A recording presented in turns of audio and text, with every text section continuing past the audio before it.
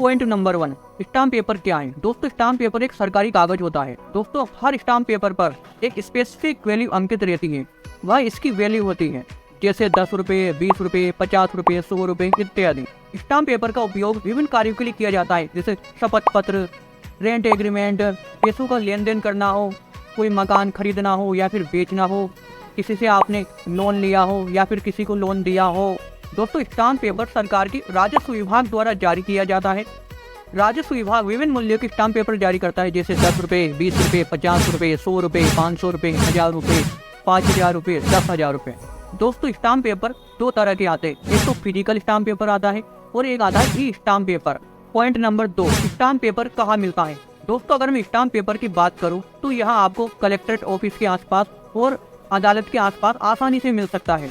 दोस्तों आप stamp paper authorised vendor से ही खरीदें। आप स्टाम्प पेपर खरीदने से पहले उसके लाइसेंस की जांच कर सकते हैं, उसके बाद ही आप स्टाम्प पेपर खरीदें। पॉइंट नंबर 3, स्टाम्प पेपर खरीदते समय किन किन बातों का ध्यान रखें। दोस्तों स्टाम्प पेपर कटा फटा नहीं होना चाहिए, उस पर किसी भी प्रकार की कोई भी दाग धब्बे नहीं होने चाहिए। स्टाम्प पेपर पुराना या पीलापन लिए हुए नहीं होना चाहिए। और एक और बात, जब भी आप स्टाम्प पेपर खरीदें तो उस स्टाम्प पेपर के पीछे देख लीजिए कि वेंडर का नाम, वेंडर की सील, वेंडर का साइन और वेंडर के लाइसेंस नंबर जरूर लिखे हुए होनी चाहिए। वेंडर वह व्यक्ति होता है जिससे आपने स्टाम्प पेपर खरीदा है।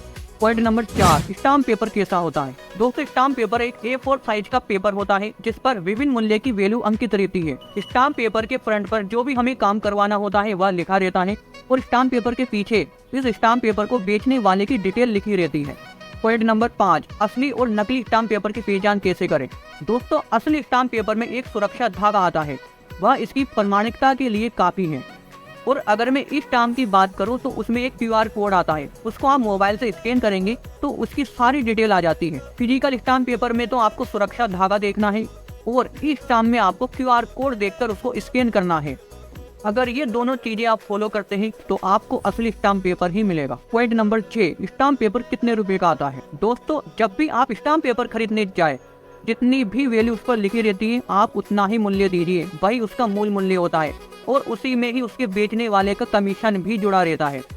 जैसे 50 रुपये का स्टाम्प पेपर है तो आप 50 रुपये दीजिए, 100 रुपये का स्टाम्प पेपर है तो आप 100 रुपये दीजिए। अगर आप उसकी नोटरी करवाते हैं, वकील के साइन करवाते हैं तो आपको इस पर सरचार्ज भी देना होता है।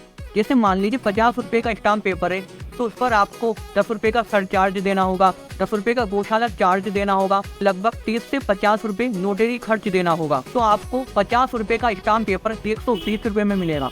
अगर मैं बात करूं नोटरी की तो अलग अलग काम के लिए नोटरी का मूल्य भी अलग अलग होता है। जैसे मैं बात करूं GST रजिस्ट्रेशन के लिए तो इसमें आपको एक कंसेंट लेटर बनवाना होता है, इसका नोटरी का मूल्य आता है 30 रुपये। नोटरी का मूल्य 30 रुपये, 50 रुपये, 100 रुपये या 200 रुपये भी हो सकता है। अगर आपको पता नहीं है कि नोटरी का मूल्य कितना होता है तो जिससे आप नोटरी करवाए उससे इसकी PDF फाइल ले सकते हैं। उस PDF फाइल में सभी कामों के लिए नोटरी का मूल्य निर्धारित रहता है, आप चेक करके ही नोटरी का मूल्य दीजिए। पॉइंट नंबर 7, स्टाम्प पेपर कितने प्रकार के होते हैं। दोस्तों स्टाम्प पेपर 2 प्रकार के होते हैं, judicial stamp paper, non judicial stamp paper. Judicial stamp paper का उपयोग अदालती कार्यों के लिए किया जाता है और नॉन जुडिशियल स्टाम्प पेपर का उपयोग बाकी सभी कार्यों के लिए किया जाता है, जैसे शपथ पत्र, तलाक, प्रॉपर्टी का लेन देन, पैसों का लेन देन, एग्रीमेंट। दोस्तों सरकार चाहती थी कि न्यायिक कार्यों के लिए पैसों का लेन देन नहीं हो, इसलिए इन्होंने एक प्रकार का स्टाम्प पेपर निकाला जिसे हम जुडिशियल स्टाम्प पेपर कहते हैं। और एक और बात, जब भी आप स्टाम्प पेपर खरीदें तो उस पर देख लीजिए कि नॉन जुडिशियल लिखा हुआ है या फिर जुडिशियल लिखा हुआ है। अगर आप न्यायिक कार्य के लिए ले रहे हैं तो जुडिशियल देखकर ही खरीदें, अगर आप गैर न्यायिक कार्य के लिए ले रहे हैं तो नॉन जुडिशियल देखकर ही खरीदें। पॉइंट नंबर 8, कैसे पता करें कि आपको कितने रुपए की स्टाम्प पेपर की आवश्यकता होगी। दोस्तों अमूमन देखा जाता है कि लोग किसी भी कार्य के लिए कितने भी रुपए का स्टाम्प पेपर खरीद कर ले आते हैं और फिर रजिस्ट्रेशन के बाद उनको पता चलता है कि यह इनवैलिड था। दोस्तों मान लीजिए आपने कोई 1 लाख रुपए का प्लाट खरीदा है तो इसके लिए आपको प्लाट मूल्य के 10% मूल्य की स्टाम्प पेपर की आवश्यकता होगी। यहाँ पर प्लाट का मूल्य 1 लाख रुपए है तो 1 लाख का 10% होता है 10,000 रुपए, तो आपको 10,000 रुपए के स्टाम्प पेपर की आवश्यकता होगी। दोस्तों अलग अलग कार्य के लिए अलग अलग मूल्य की स्टाम्प पेपर की आवश्यकता होती है। आप जब भी स्टाम्प पेपर खरीदें तो जिसने इस काम के लिए बोला है उससे पहले पूछ लीजिए कि कितने रुपए के स्टाम्प पेपर की आवश्यकता होगी, उसके बाद ही आप स्टाम्प पेपर खरीदे। दो और मान लीजिए आपने कोई 50,000 रुपए का सामान खरीदा तो उसके लिए आपको 5,000 रुपए की स्टाम्प पेपर की आवश्यकता होगी। और दोस्तों जितना भी आप मूल्य देते हैं वह सरकार के राजस्व में जाता है। पॉइंट नंबर 9, स्टाम्प पेपर की वैलिडिटी कितनी होती है। दोस्तों जब भी आप कोई स्टाम्प पेपर खरीदते हैं तो उस पर उसी दिन की डेट अंकित रहती है जिस दिन आप स्टाम्प पेपर खरीदते हैं। मान लीजिए आपने 1 जनवरी को स्टाम्प पेपर खरीदा तो उस पर 1 जनवरी की ही डेट अंकित होगी। और दोस्तों स्टाम्प पेपर एक्ट के अनुसार स्टाम्प पेपर की कोई एक्सपायरी डेट नहीं होती है, लेकिन इसकी वैलिडिटी होती है। स्टाम्प पेपर पर लिखी हुई तारीख से लेकर 6 महीने तक इसकी वैलिडिटी होती है। आप जब भी स्टाम्प पेपर खरीदें तो आज की तारीख अंकित करवा कर ही खरीदें और कोशिश कीजिए कि 6 महीने के पहले ही आप उसको काम में ले लें। दोस्तों अगर आप स्टाम्प पेपर का उपयोग नहीं करते हैं तो 6 महीने के पहले आप कलेक्टर ऑफिस में जाइए व उनको सौंप दीजिए। आपको उस मूल मूल्य का 10% काट करके 90% वापस दे दिया जाएगा। मान लीजिए कोई 100 रुपये का स्टाम्प पेपर है तो आपको उसके 90 रुपये मिलेंगे, और मान लीजिए 1000 रुपये का स्टाम्प पेपर है तो आपको 900 रुपये मिलेंगे।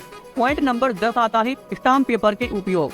दोस्तों स्टाम्प पेपर कई कार्यों के उपयोग में लाया जाता है, जैसे शपथ पत्र, शेयर डीड, पैसों का लेन देन, प्रॉपर्टी को खरीदना या बेचना हो, किसी से लोन लेना हो, मकान का पट्टा बनवाना हो, या फिर घर की रजिस्ट्री करवानी हो, या फिर किसी भी व्यक्ति से आपको समझौता करना हो, तो उसके लिए आपको स्टाम्प पेपर की आवश्यकता होती है। दोस्तों स्टाम्प पेपर और एक सादा कागज में बहुत बड़ा अंतर होता है। अगर आप कोई भी समझौता एक सादे कागज पर करते हैं तो वह मान्य नहीं होता है। अगर आप वही समझौता एक स्टाम्प पेपर पर करते हैं तो वह मान्य होता है और उस पर आप आसानी से दावा ठोक सकते हैं। दोस्तों आपका धन्यवाद कि आपने मेरा वीडियो पूरा देखा। दोस्तों अगर स्टाम्प पेपर से रिलेटेड आपके मन में कोई भी शंका है, कोई भी प्रश्न है तो आप कमेंट बॉक्स में लिख दीजिए। मैं उसका जवाब जल्द से जल्द देने की कोशिश करूंगा। थैंक यू दोस्तों।